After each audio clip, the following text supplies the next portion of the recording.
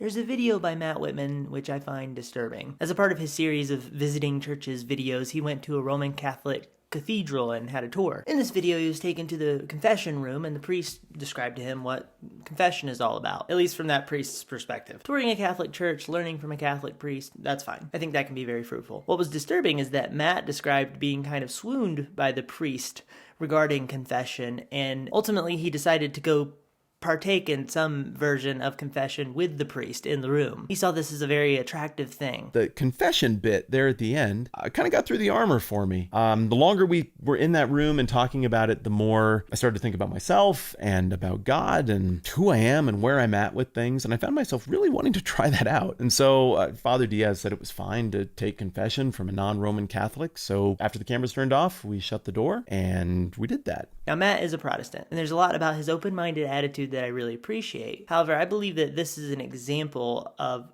an issue in the Protestant world of a lack of careful discernment of the historical doctrines of the Roman Catholic Church. There's a real coziness with the Roman Catholic Church and Eastern Orthodox Church, which I think is a recipe for serious deception.